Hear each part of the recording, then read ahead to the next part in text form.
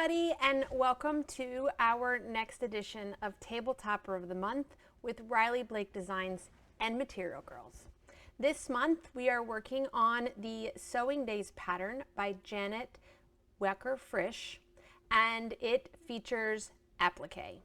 Now we're going to today discuss the machine applique portion of this. I am not going to touch on hand applique as the pattern was written in the context of using Fusible and machine appliquing it.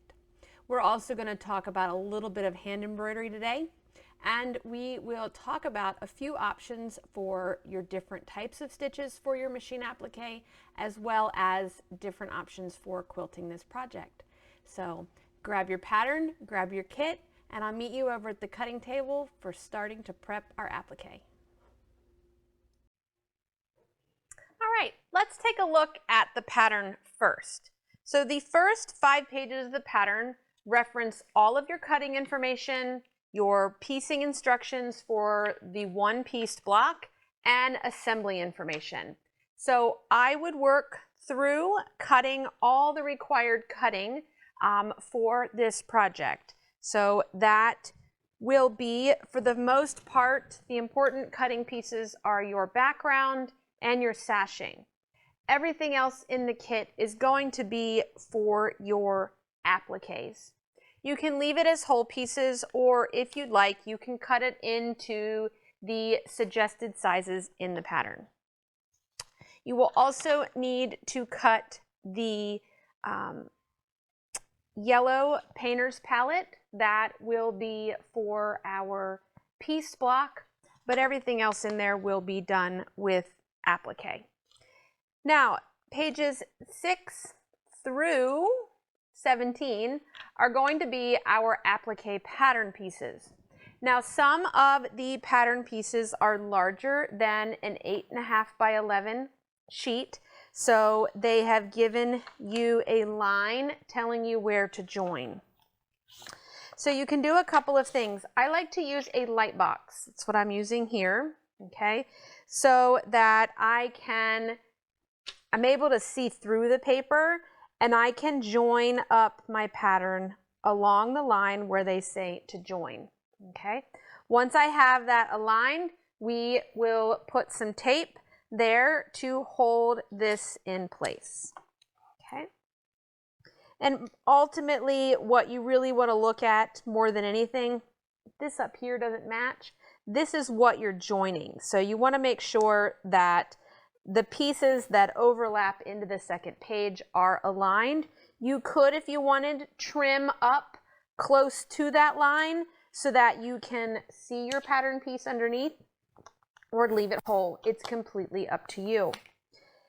Now, in the instructions, they tell you that you are going to be tracing your applique from the wrong side of the pattern. This is the pattern exactly looking like it is going to be in your quilt. We need to trace it from the wrong side, or we need to mirror image it so that when we apply our traced image to the wrong side of our fabric, it will show up for us, okay? And it will show up the right direction. If you trace this project from the right side of our project, no big deal. Your pin cushion will just face the other direction. Most of the other items in this particular project, the socks, the sewing machine, the hat, the spools of thread. So if you traced it, these two would be here and the single spool would be here. On this block here, your dress form would be over here and your extra pieces would be here. So it's not really the end of the world if you do accidentally forget to turn your pattern piece over and trace from the other side. Now we're going to be using a product that we call a double-sided fusible, okay? So double-sided fusible basically is a sheet of glue that has a piece of paper on one side, and then the glue or the webbing is on the other side, which is why it's also called fusible web as well. Your choice of product that's out there, there are a lot of fusible webs on the market. Heat and Bond, Steamacine, Soft Web, Soft Fuse, Wonder Under, you name it.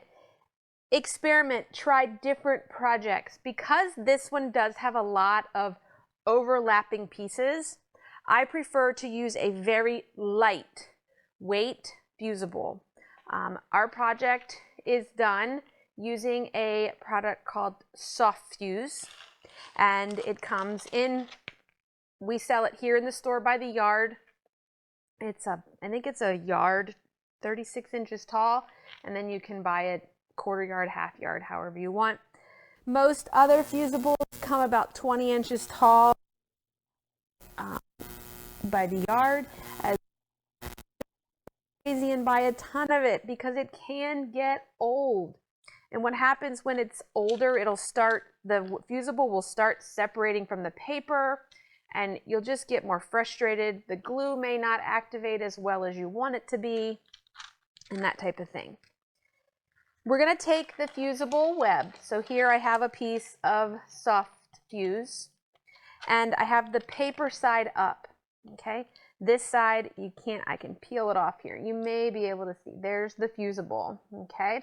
So paper side up, and we're going to lay this down on top of our pieces. Now, each one of these pieces is an individual piece, so we're not going to be tracing this as a whole. So we would be tracing this piece, and we'll be using this for the finishing up B1-5. The same thing would be happening over here with B1-7. Don't trace this as a whole. We need to trace it as individual pieces. Now, when I trace, I like to use an ultra fine tip Sharpie marker. I don't like to use number 2 pencil because you'll end up with graphite all over your hand.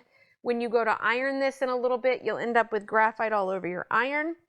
You do not want to use a heat erasable marker, okay? I like to use the ultra fine tip so that I get a line that's just as big as what was marked or printed on the pattern for me.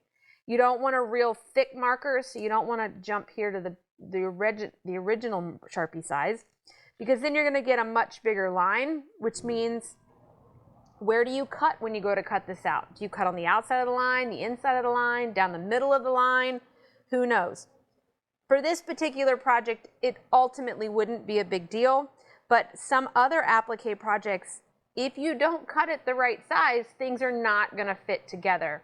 And so we could make adjustments to this in that aspect. But so I'm going to lay this on top, and I'm going to just trace my line.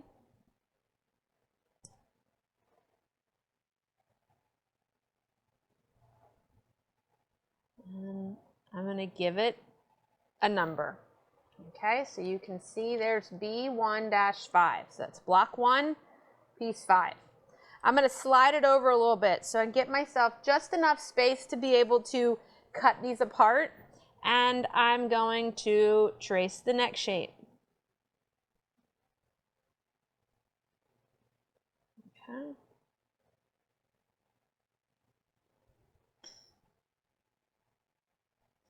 And repeat with each shape on the page associated with that particular block.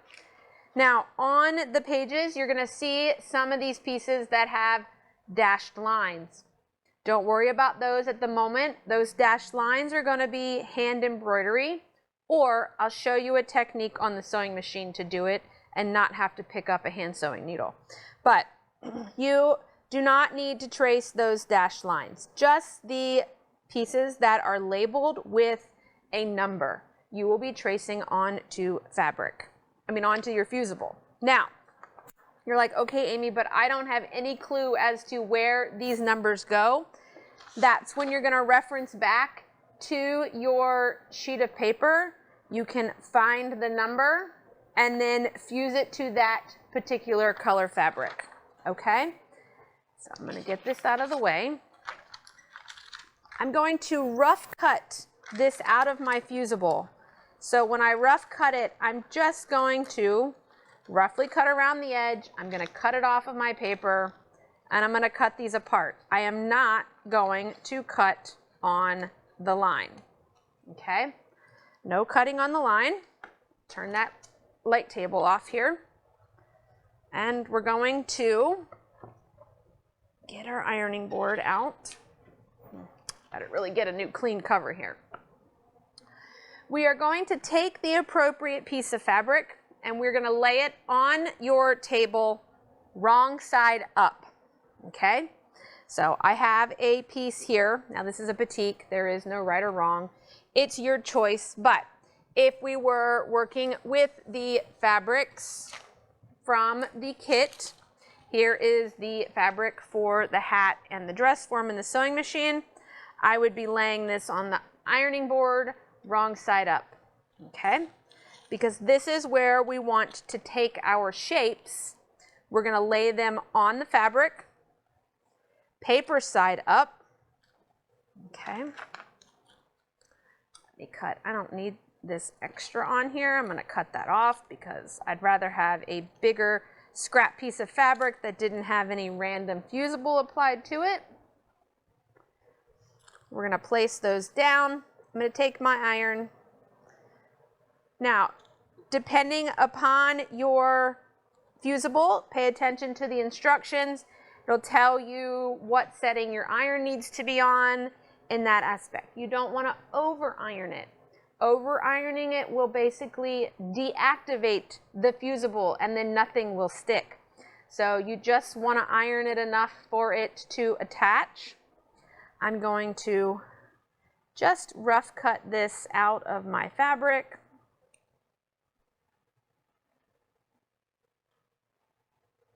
Okay. And then I would cut on the line.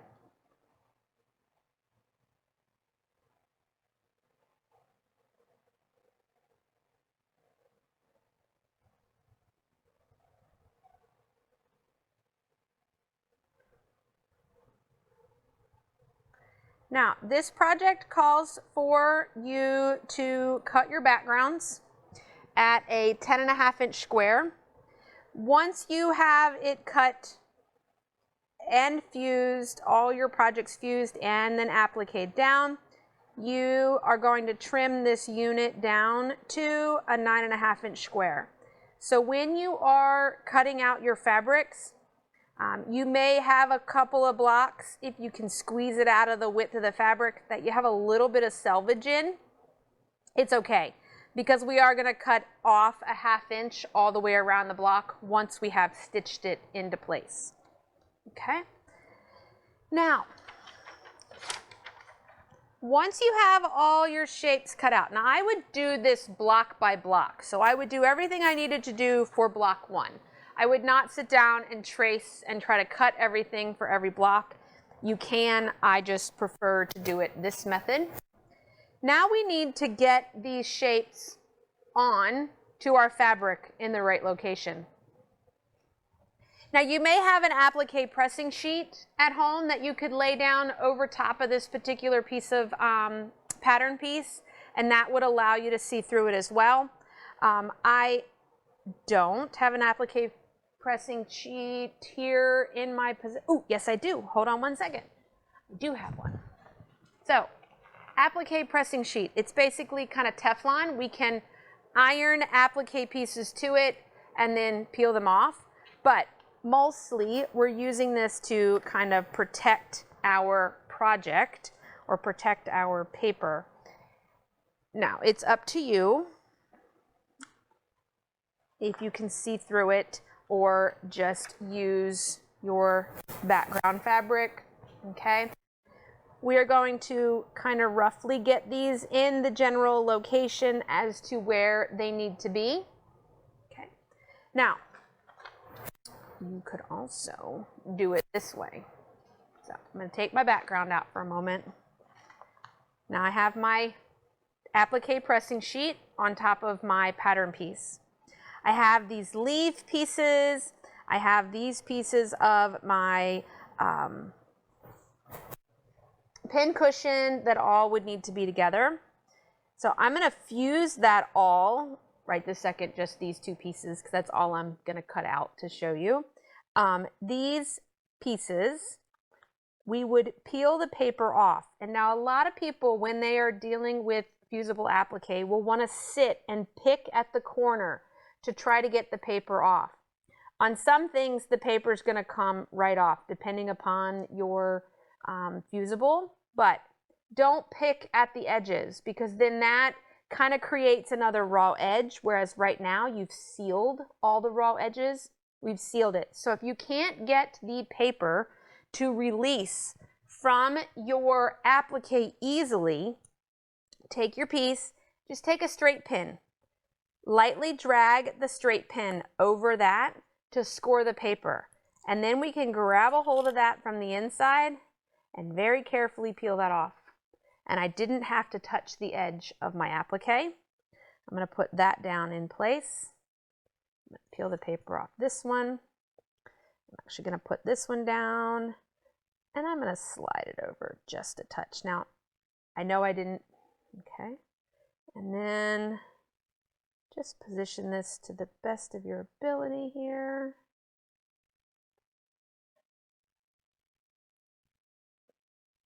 Okay, I'm working from the right side of my pattern piece now. Once I got everything in place, I could take my iron and iron it to the applique pressing sheet. Let it cool. And once we're done with that, we can peel this off the applique pressing sheet as one unit, and then we can apply it to our background. Okay, now applying it to the background, I'm going to take, I cut some random shapes earlier so that I can show you a couple things. Put some fabric on here. And we'll iron that. Again, follow the instructions for the manufacturer in terms of what your iron setting should be and things along that lines. You don't want to over iron or overheat that glue, and because then it won't stick. Okay, and that is our applique process. So work through getting all your pieces traced for a block. You could work through, I would suggest taking all these little pieces and putting them in baggies that are labeled, you know, block 1 or block 2, because this is something that is what I call TV work. You know, you can sit in front of the TV, prop your feet up, do your tracing, that type of thing, and then just slide all your stuff into individual baggies so that things don't get mixed up or don't get lost. Now, one thing I forgot to mention is your background fabric. Now I told you that it is cut at 10.5, okay, and then we trim it down. I would highly, highly suggest a couple things. If you are going to be appliquing this down, okay, there is going to be some stitching that we're going to put into this fabric. And that's a lot of that stitching can cause things to kind of shrink or create some puckers depending upon the stitch choice that you will make. So there's a couple of things that I would do to prep my fabric before we iron our appliques to it or before we stitch. One of which is you can either starch it. Starch your background fabric super stiff. Okay, I have a little video where I talk about starching in our Beautiful Day Mystery Block of the Month preparation video that I'll post the link to in the video description here as well. So we use starch, liquid starch, and water, a mixture, and starch our fabric super, super stiff. So you can kind of see. Here is my fabric. It is stiff, it does not droop, it lays nice and flat for that project. If you don't want to deal with starch, I would then use fusible woven lining for the wrong side of your applique squares. Okay, fusible woven lining, they're Pellon, Shape Flex, or SF101, or OESD, which is Oklahoma Embroidery Supply and Design, if you're a machine embroiderer, has a product called Fusible Woven Lining that will also work. Cut this to the size of your square and then iron it to the back of your fabric. Fusible side down, which is the bumpier side of the project, the fusible, okay? And that will adhere and gives your fabric a little bit more body so that it won't pucker or, do funny things when you start adding decorative stitches. The third thing that you can do is to attach a piece of tearaway stabilizer on the underside of each block. So when you go to stitch each block, you would lay a piece of this on the underside and then stitch through it and then tear it off. This is my least favorite. I don't like tearing it off. I much rather starch it or just iron a piece of fusible woven lining to the wrong side of each of my squares. You just need one piece, just something so that you can guarantee you're going to get a nice flat project. All right, work through, trace yourself and prep one block, or prop up your feet, put on a good show, and trace and prep all 9 blocks of our project, or 8 blocks. Hold on one second, I think it's 8. Let me double check. No, it is 9. Prep all 9 blocks for this project, and then meet me over at the sewing machine and let's talk about how we're going to applique it. Let's take a look at a few of the options that are available for you in terms of stitches for doing applique. I am working with a Bernina 790 screen is what you're looking at here. If you have another brand, I am positive that you will have the same stitches, if not some additional options as well. And some of the features that I'll talk about, I'm sure your machine can do as well. Now, and inside the Bernina line, pretty much everything I talk about on this B790 should and will possibly apply to your machine depending upon its age. If you have any questions about any of the features or functions of that machine, or you can't find something, please feel free to comment or reach out to us and we will see what we can do to help. Now, we are going to be doing some appliquing. There are lots and lots of different stitches that you can use to applique, one being a straight stitch. Probably the easiest option. You may find it an easy option for this project because of some of the very small, intricate curves and small, fine detail that is in some of the particular shapes that we're doing.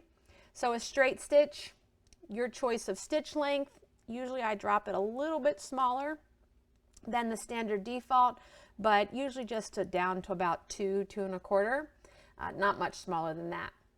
You can also use a zigzag, okay? Zigzag around the edge, create what we call part of also known as raw edge applique. Zigzag, play with the width, the length of the zigzag because you're going to want it to be fairly close together, but if you go too close, you're getting what's called a satin stitch. You don't want to be too wide, probably a little more towards the narrow end, so maybe about a 3, 3 1/2, and then, oops, wrong direction, maybe a 1 1/2, 2 in terms of stitch length, but test it out. Fuse yourself some scraps onto background fabric and experiment, because the other thing that will also kind of make a difference in your stitching is the type of thread that you're going to use. How thick of a thread are you planning to use for this particular project? The lighter weight thread that you go, the less you're going to see it. The thicker the thread, the more pronounced your stitching will be, and then the thicker your thread goes, the more likely this may need to be longer in stitch length. Now, blanket stitching, okay, looks like this.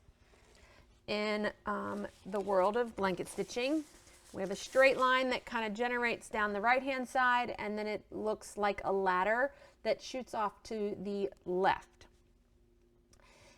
Again, you can adjust the width of the stitch, and that is going to adjust how large that ladder is, or in terms of how much it's going to stitch into your fabric.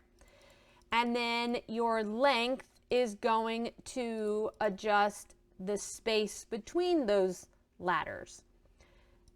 These are also going to play into how big of a shape that you're doing, how tight of a curve that you are doing.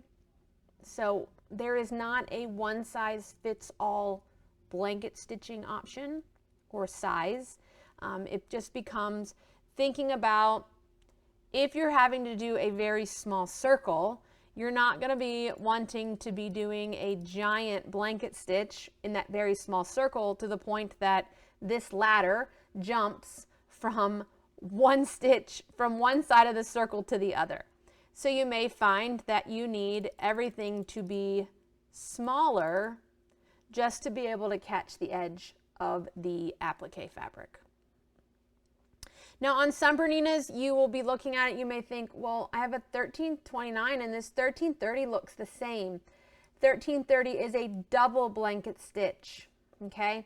It is going to stitch twice over itself. So if you wanted a real thick or bold look but didn't have any thicker thread, you could do a double blanket with thinner thread and it will give you a bolder appearance. Okay. You could also do, you know, a feather stitch, any of these kind of stitches that jump left and right. Okay. I wouldn't do anything overly intricate in terms of these because you are going to be working around some smaller corners and things like that. So we're going to look first at a blanket stitch. You do have the option, one second, of a satin stitch as well, which I would try to navigate you away from those, but you are more than welcome to give it a try. So a satin stitch is going to give you the same look as like what you would get with machine embroidery, with that nice finished thick tunnel of stitching. Now on the newer Berninas, you're going to have a preset satin stitch that is probably right around stitch number 1354. If you are on an older Bernina, you create a satin stitch by using a zigzag with a stitch length of about 0.5, 0.25. It's just going to depend upon your thread thickness again, because if your thread's really thick, this stitch length is going to be a little short and you're going to find that the stitching kind of balls up on itself or doesn't really feed. But you can create your own satin stitch. You can play with how wide or how little it is as well. I'm not a huge proponent of satin stitching on the sewing side of the machine. I definitely use a blanket stitch. It's my preferred method. If I want a satin stitch, I'll take it to the embroidery machine. Now when I do use a satin stitch, I like to use an open toe presser foot. So for a Bernina, that is foot number 20. That is the foot that does not have a bar across the middle. It's nice and open so that we can see. If you don't have a 20, you could also use any of the clear presser feet, 34 or 39 in the Bernina world. We also have C options for those as well, and D's. I like to move my needle position to the far right, and if you watch what happens when I move that to the far right, it's going to move the entire stitch, and it's going to allow the straight stitch to be guided right to the inside of the right hand toe. And the reason for this, that I do that, is if I kept this in center, and remember there's no bar across the middle, it can be very challenging to keep this straight edge of this satin stitch, straight edge of this blanket stitch right on the raw edge of your applique fabric. That's ultimately the goal. This piece here stays right on the edge of our applique fabric. And so with there not being any sort of bar through the middle of our presser foot, it kind of makes it challenging to know where to guide things. So by moving it to the right hand side, I can use the presser foot as a guide to guide my fabric. Okay, and I'll show you when we actually get over here to the machine in 1 second. All right, so I like my blanket stitch. We're going to move the stitch to the far hand right side of our project, and then we're going to head over to the machine. Okay, I'm going to start here on this straight stitch that we have. Try to get you, see if I can't get you a little more to the middle.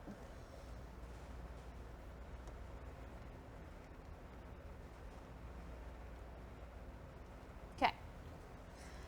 We're going to start on this little rectangle piece so that I can show you kind of how I start and stop, as well as guiding my fabric. So again, here is my open toe foot. Okay, oops. Right across the middle, there is nothing there for you to impede your view. I have moved my needle position to the far right, and I am going to guide this edge of my fabric right along the edge of that presser foot. Let's go 1 second. I'm gonna turn off the light here. I think that will be a little bit easier for you to see. Okay. So again, I'm going to put my foot down. I'm going to follow the edge of my foot right along the raw edge of my fabric. Okay. The machine is going to take a stitch and then jump to the left. It's going to take a stitch forward and jump to the left. The key to blanket stitching is to know the anatomy of the stitch in terms of how the machine makes the stitch, okay, and where to stop when you need to pivot. Okay, so you always want to stop with the needle on the outside of our applique. We're never stopping with the needle into our shape fabric. You're always going to stop with it outside of it. Okay. So let me, okay, so always on the outside, and then if I need to move, I can do so in that manner, and that is going to make sure that when the stitch jumps across and jumps back, they're going to line up on top of each other. Okay, I'm going to cut this thread so that I can show you.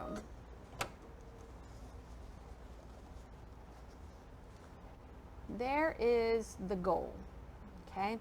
We really should not see that straight stitch, okay?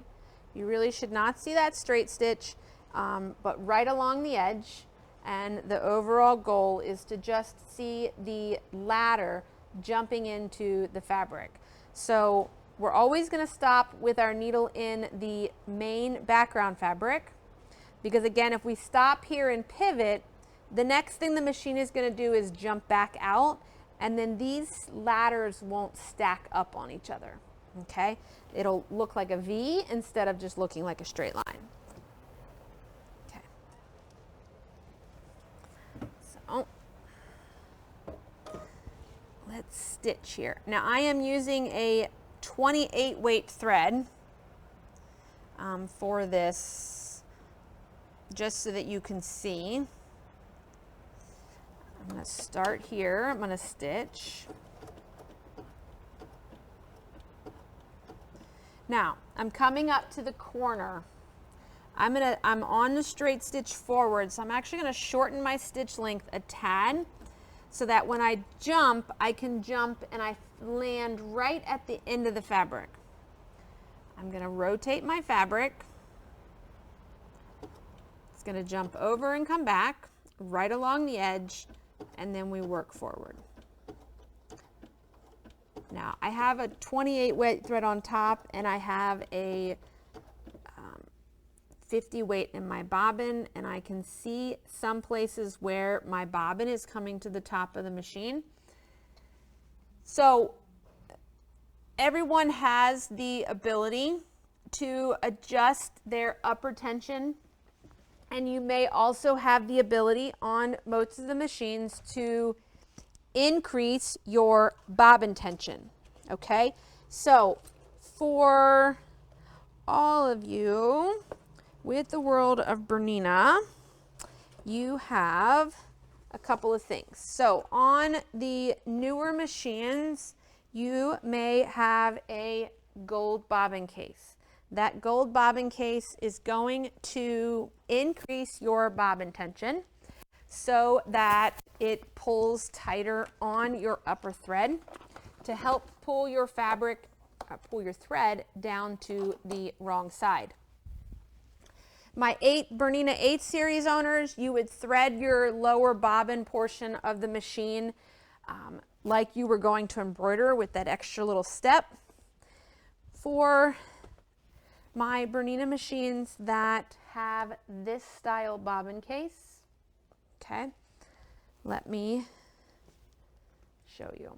Okay, you may have never noticed, but your stitch finger here, there is a hole. And this is pretty much for anybody that uses a front loading bobbin case. It doesn't just have to be Bernina, but you have this hole that's right there. So you're going to thread your machine, thread your bobbin like you normally would. You're going to take your thread, you're going to come from the back side of the stitch finger through that hole and out the front. Okay, see that? That just tightened up your bobbin tension. You do not mess with the screw on any of your bobbin cases, okay? Tighten up your bobbin tension, and that will fix any of your upper thread. It'll fix any of your bobbin thread that is popping up on your applique. So as I get to shapes or curves in a project, I'm going to stitch, and I'm just really stopping and pivoting with my needle in the down position so that I can keep the edge of my project, edge of my applique, right on the edge of the foot, inside edge of the foot. Okay, so applique, it's, you know, you may only be able to take one stitch and stop, and then pivot over and work around.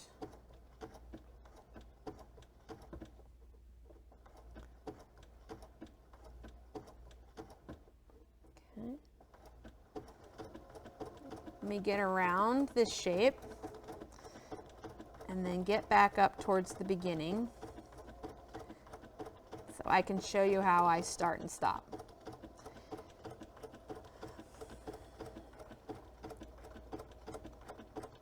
Now I never typically start in a corner. I always start down the middle of a side or something like that, just because it's easier for me to kind of re-meet my join, make it a little less obvious where I started and stopped.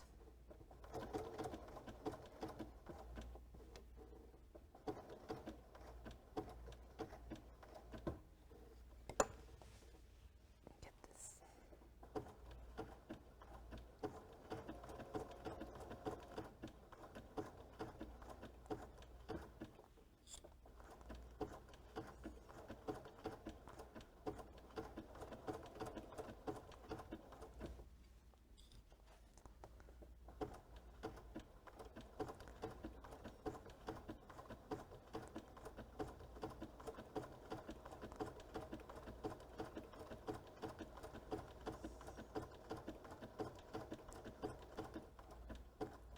Okay, my next stitch is a small one to get up to the corner.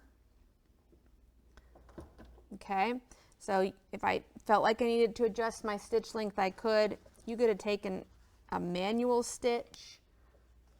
Sorry, let's get this item out of the way here.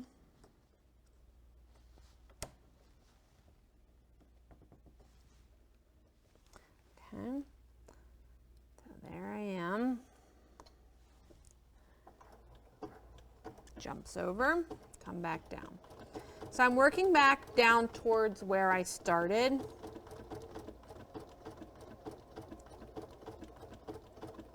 And I'm watching where I'm going here. I do not back stitch with a blanket stitch. It's just not my preferred method. Okay. So my next stitch is going to be down, okay, and that would bring these two together and join. And to me, that's good. I don't need it to jump over, because what happens if it goes to jump over, it's going to be really close to this stitch here, and it's just not going to be as pretty.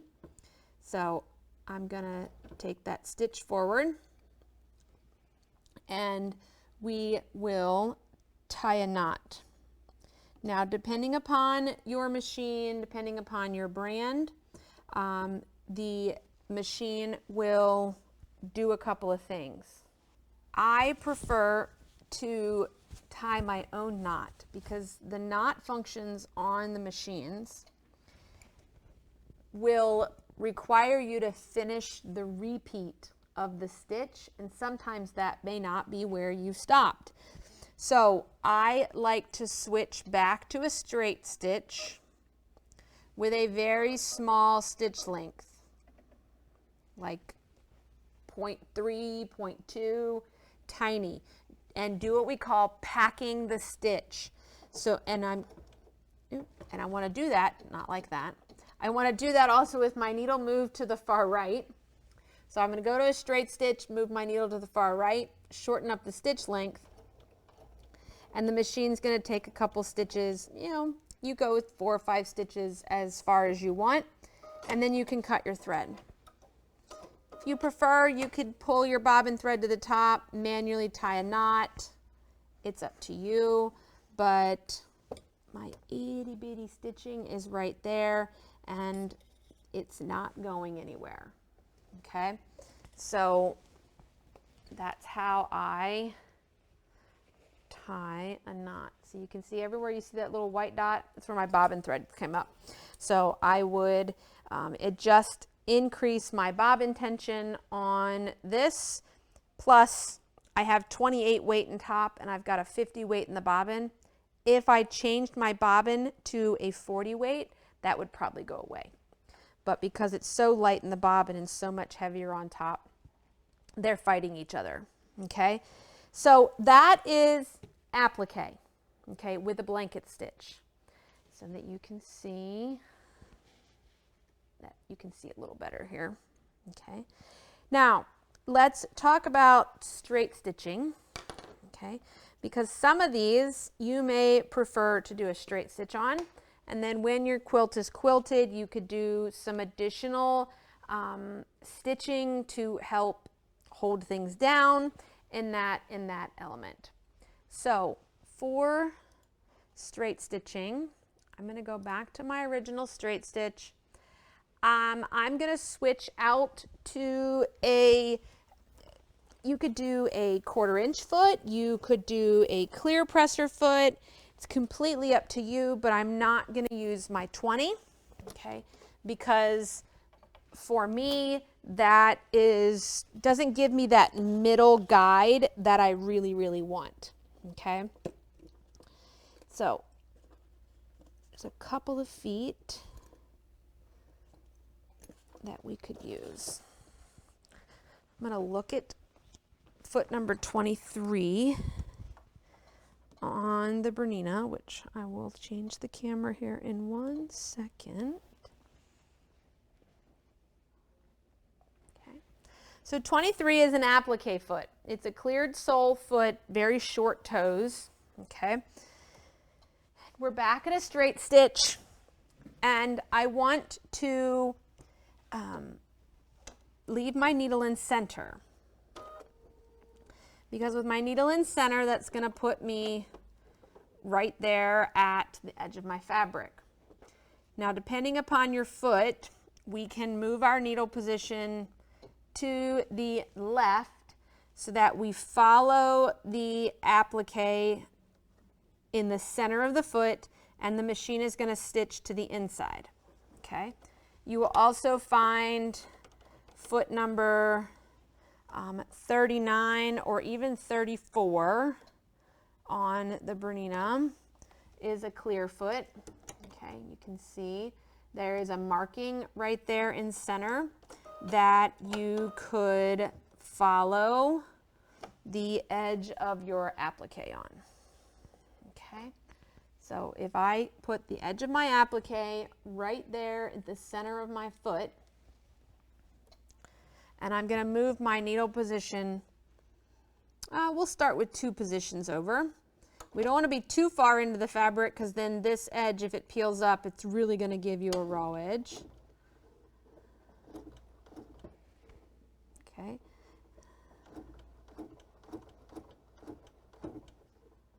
And I'm just going to stitch,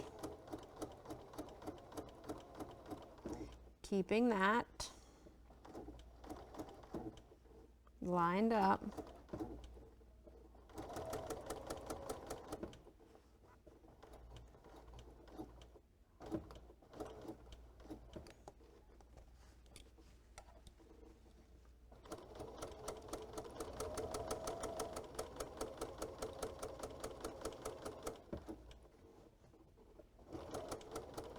Now, when I applique, I usually match threads. Okay. When I come back here, you can back stitch if you want, or you can tie those little tiny knots for packing the stitches. It's completely up to you as to what you choose to do. Okay. So here is the socks of the design. We did this one, you could blanket stitch. We did straight stitch. You may find the sewing machine a good option. Some of the sewing machine you could blanket stitch, but it gets a little iffy down here in this area with how tiny and small these pieces are. So we opted to do a straight stitch on this. Let's see. Okay. You could blanket stitch your piece. Our dress form, we blanket stitched the edge of the dress form. We straight stitched the edge of the ruler. So completely your choice as to your choices for what you use to stitch. Okay. Now, work through getting all your blocks appliqued to your backgrounds, and then join me again. We will talk about trimming them up and adding in the hand embellishments or machine embellishments if you're not into using a hand needle.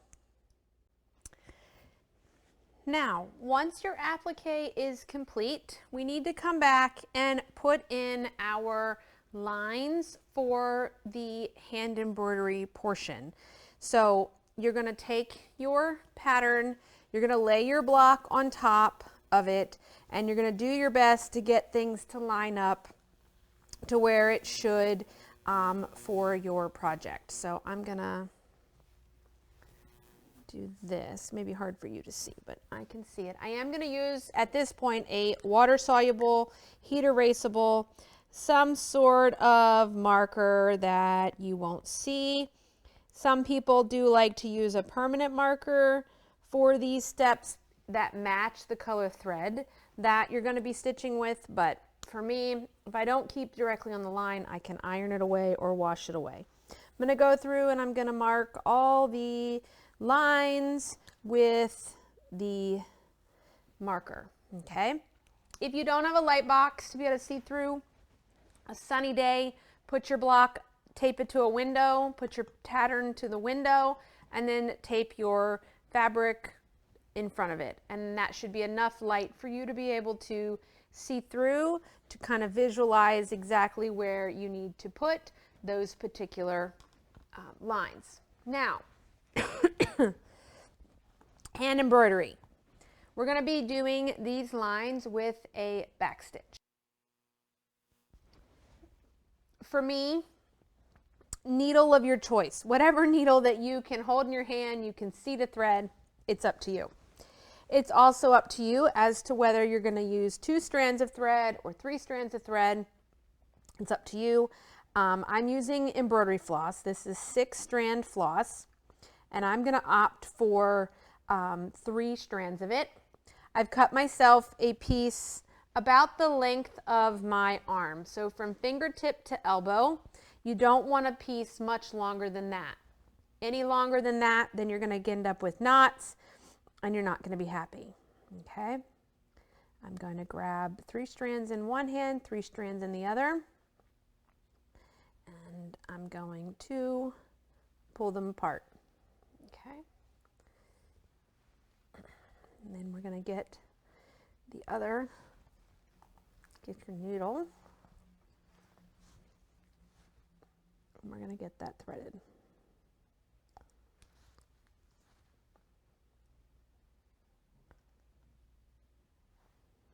Okay. All right. I'm going to tie a knot, and I don't know, you may have a way you tie a knot, but for me, I take my needle, I lay it horizontal, I bring my thread on my tail up on top, and I hold on to it with my right hand, which is now holding the needle and thread. I'm going to take the tail, the loop, I'm going to wrap the loop around the needle 2 or 3 times, and then turn straight up. I'm going to pull those wraps between my finger and thumb, and I'm holding on to them while I pull my needle straight up. And that will create me a knot in the bottom of my thread. Okay. Now, a back stitch is what we're using. It's completely your choice as to what you would like to use for this process. I don't use a hoop, but it's completely up to you. So I'm going to come up from the back. I'm going to come forward and make a stitch. Okay, there are multiple ways to make a back stitch. This is just one. Okay. Then I'm going to come back up a little bit away from where that one went down. Okay. And then I'm going to bring this thread back down right where this one went in. Just like that. Again, repeat. Coming forward.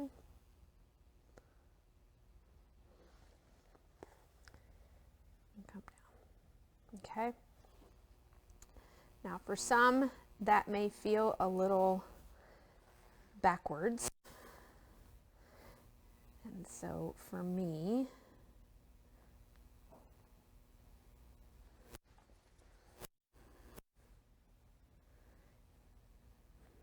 I come up, I'm going to come down, and I'm going to bring my needle out in the fabric like this. And then I'm going to come back to where that one ended, rotate my needle up, and come out in front of my stitch. This allows me to work in the direction that feels more comfortable for me. The concept is the same. So again, down,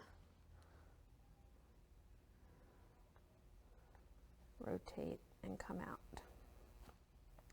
The distance that you come out is dictating the distance or the size of the stitch.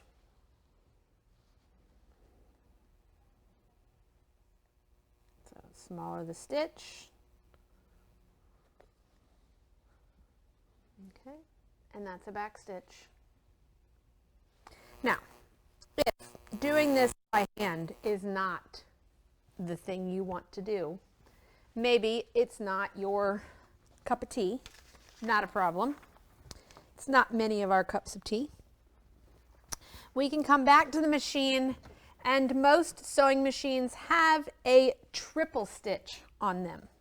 Okay, and we will use a triple stitch, which means that the machine is going to sew forwards and sew back over itself, okay, 3 times. And you could use a triple stitch to stitch this line.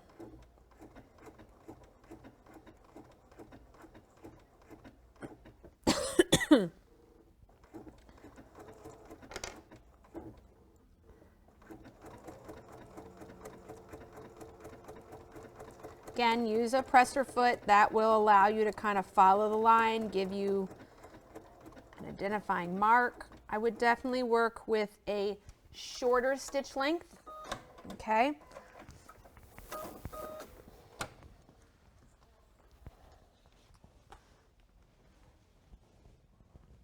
There's by machine, and there's by hand, okay? So either one works just fine for this particular project. Let me show you. This was by machine. And this was only a single stitch, not even a triple. So you can do that same concept with just a single regular straight stitch, okay? It doesn't have to be a triple, but if you want a bolder look, opt for a triple. That same embellishment can be done. This here is the hat ribbon, has some either handwork or stitch it with a straight stitch, okay, kind of free motion it. You also have the pin cushion, has the strand of thread, has needles, okay, or pins. This measuring tape. Now what we did with the measuring tape versus stitching this by hand with like a hand satin stitch, we went for a zigzag. We shortened the stitch length, okay, shortened the stitch width, and then just stitched little columns of stitching over top of the marks that were there for your tape measure, okay? Completely up to you, okay? You could even go as far as using a permanent marker if you didn't even want to do this step. I'd pull out a permanent fabric marker like a Pigma pen and use those to mark those lines and not stitch them at all. So completely up to you if you do stitching or marking. No judgment at all in that aspect. And then you have finally, once you've got all your hand embellishments done, you have one pieced block. Okay, it is a very basic pieced block with half square triangles. You're going to make this little unit and then attach it to another triangle. Everything is in your instructions on page 3 for making this unit, and it should finish at a 9.5 inch square. Okay, now once all your stitching is finished, oops, I forgot the buttons. Now the steps with the buttons I would hand do, okay? It is very easy. You don't even need a lot of technique because we are just gonna go, let me tie another knot here.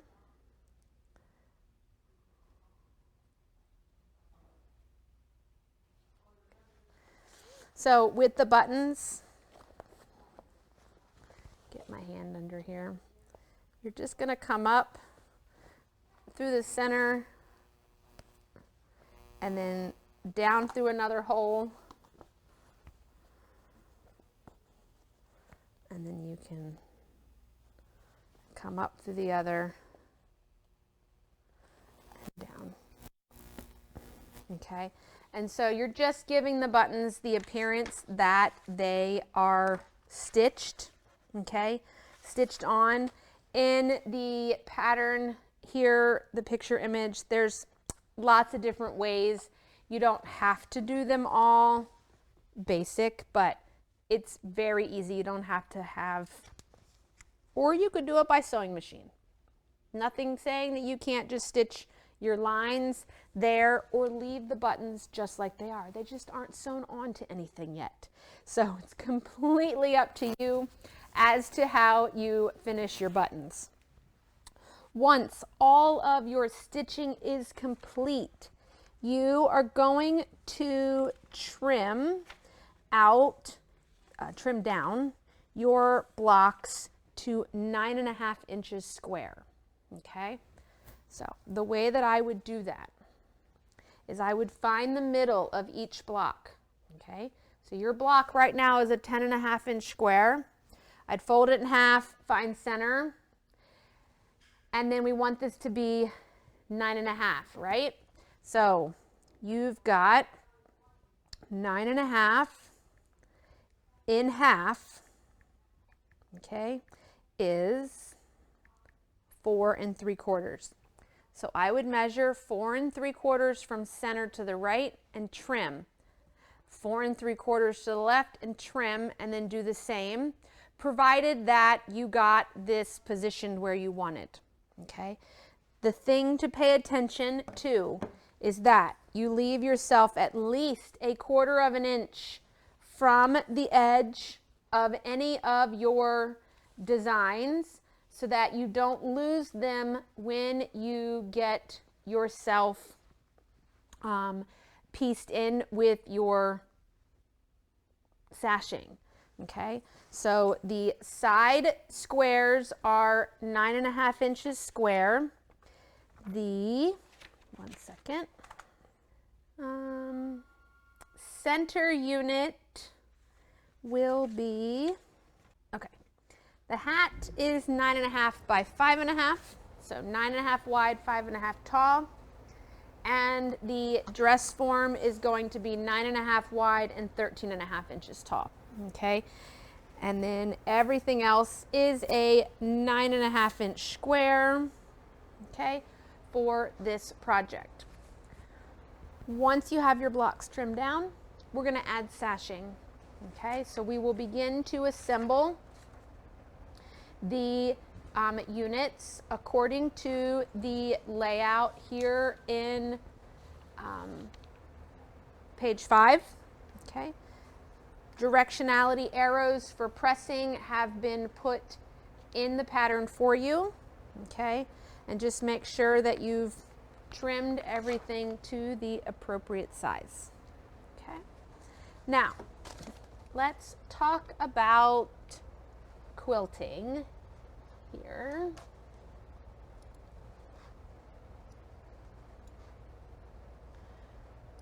Let me get an image for us to look at. Now, I said and I mentioned earlier that there are a couple of options that we have for quilting. Okay. So let's take a look. If you look at this pattern, once its unit, the quilt is assembled, it was layered, and then each of the quilt blocks were kind of quilted in a different manner. Okay, so it's hard to tell because there is a lot of starting and stopping, okay, because the pattern lines, these lines that come down behind the dress form do not stitch through the dress form. So there is no quilting in any of the appliques, okay? Only quilting in the background, the sashing, and the border, okay? Now, so you could completely assemble your quilt top, layer it, and then work through quilting around all your applique. That makes it a little more challenging, okay, in that aspect. The one block that you could do, or the one technique that you could do, is you could assemble this quilt with none of your applique. Just cut down your backgrounds to the finished measurements, so your 9.5, 5.5 by 9.5, 9.5 by 13. Piece this block, okay, and assemble it. Layer it with batting, okay, and then quilt your backgrounds, okay. Once your backgrounds are quilted, you can then fuse your appliques to the top of it and blanket stitch through the batting, okay. That will give you less starting and stopping for all of your quilting around, you know, the socks, the button quilting. For me, this clamshell that's in the four corners, okay, and these lines that are in behind the dress form, that's a lot of starting and stopping inside of those areas, just personally. And she doesn't state how exactly she did it in the pattern. So once you have your quilting done, you've appliqued and done all your embellishments just through your quilt top and batting, then you can put your backing on and quilt your sashing and quilt your outer border, okay? That's plenty of quilting through the backing. You could, if you wanted, come in and do a little bit of embellishment stitching inside of your appliques if you wanted. You could, you know, echo quilt inside these shapes, but you've quilted the batting down inside the square, okay? It's gonna be just fine if the only quilting around the backing is in the sashing and the border, okay? There's nothing wrong with that. It's plenty of it. So there's just some options there. If I were to do this again, I would quilt my background. I'd assemble my quilt top, quilt my background, and then applique through that. Because I just don't want to, I like the look of the custom quilting that's going on here. I'm not gonna do an edge to edge or all over quilting on this, although you could, but I like this look of wainscoting or beadboard, shiplap behind the dress form in that area, and I just think it would be easier to accomplish without having any appliques on top of it. Okay, so that is, I'll show you, ours is not quilted yet. Okay. There it is. All makes me look like I have legs.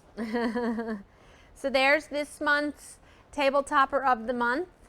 Okay, you could easily, maybe this whole table topper or wall hanging isn't for you. You could easily pick and choose and make like smaller skinny wall hangings if you don't have a big wall left in your sewing room.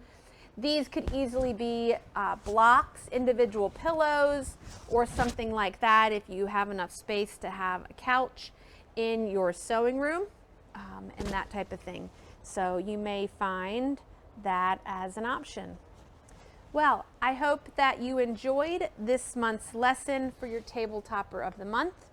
Make sure that you like and subscribe here to our social media platforms, Facebook and YouTube and Instagram, and look forward to seeing you in the upcoming months for another table topper of the month with Riley Blake and Material Girls. Thank you so much and have a great day.